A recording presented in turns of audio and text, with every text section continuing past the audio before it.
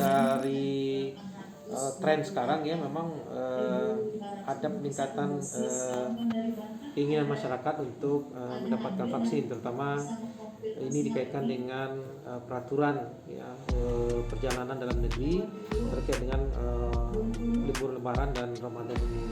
Dari data kita juga terlihat terutama untuk peningkatan jumlah booster ya, kalau seperti hari kemarin itu jumlah yang di booster ini mencapai kurang lebih sekitar 22 ribuan. Itu sehari atau berapa itu Sehari, Pak? Sehari. Oh, bisa sampai segitu Pak ya? Iya. Oke. Nah, terkait untuk ketersediaan vaksinnya sendiri gimana itu Pak? Ya, sejauh ini vaksin kita masih cukup ya. Jadi dari stok yang ada ini seharusnya masih cukup untuk layanan booster ini maupun untuk dosis 1, dosis 2. Karena kita tahu bahwa untuk booster ini kan juga dosis yang digunakan juga setengah dari vaksin yang digunakan di dosis pertama maupun dosis kedua. Setengah dosisnya, rata-rata setengah dosisnya. Kita adalah kalaupun kita minta vaksin, ini kendalanya adalah utamanya adalah di masa expired date yang sangat pendek. Nah, ini juga membuat kawan-kawan di kabupaten kota sangat menghitung kebutuhan vaksin saat ini. Oke Pak, yang jenis vaksin apa yang untuk booster Pak yang tersedia? Semuanya tersedia, masih tersedia kecuali Moderna yang baru datang kemarin ya, Moderna 1400. Tapi dalam minggu kemarin ini juga Moderna juga sudah kita terima ya, sudah diterima untuk bisa digunakan untuk ini untuk booster. Kalaupun kosong sesuai dengan edaran yang ada, itu daerah bisa menggunakan vaksin yang tersedia sesuai dengan stok yang ada ya. Karena di poin berikutnya itu memang disebutkan bahwa pelaksanaan booster di Indonesia bisa berpedomani dengan vaksin yang tersedia atau mengutamakan vaksin yang memang mau expired. Dari 1, 2 dan booster? Ya, kalau untuk dosis 1 capaian kita sudah di atas 64% ya, 94,5%.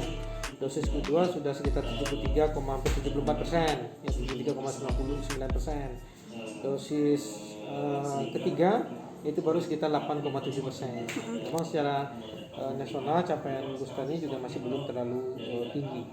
Pak, terkait yang 22.000 per hari tadi, itu peningkatannya sejak kapan Pak? Kan sebelumnya masih sedikit sekali gitu Pak. Ya, ini trennya memang dalam beberapa hari terakhir ya. Berapa hari ini ya? Ya. Kalau sebelumnya Pak, yang sebelum ada Indo Mudik itu kisaran berapa Pak per hari, ada nggak?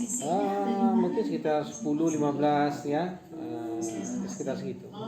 Masuk ke kita data yang kita tarik dari KPCPEN. Ini kendalanya juga ada. Kadang-kadang data yang masuk ke KPCPEN ini delay. Ya delay. Ya seperti sering terjadi. Itu kadang-kadang dalam satu hari data tidak masuk, baru nanti masuk hari berikutnya. Ini juga kendala kalau dari data yang kita tarik dari dashboard KPCPEN. Mencapai 21.299 dosis yang orang yang kita vaksin. Terbanyak di mana itu Pak yang booster Pak? Ada nggak kabupaten kotanya? Booster ini memang Palembang ya terbanyak, karena Palembang juga ya? Palembang yang terbanyak. Oke, sip. Pak, sedikit info terkait posko tadi gimana Pak? Posko untuk Untuk vaksin? posko kebetulan ini di bidang Yankes, jadi kita belum dapat kabar pastinya ya terkait dengan posko mudik ini nanti. Ada juknis atau ada ketentuannya itu bisa kita sampaikan. Tapi kemungkinan besar akan dibuka di kabupaten kota gitu Pak? Kalau posko mudik ini memang nanti akan biasanya seperti tahun sebelumnya itu akan ada di beberapa titik ya, di jalan-jalan perlintasan, di jalan lintas negara, jalan negara yang memang banyak digunakan untuk jalur mudik.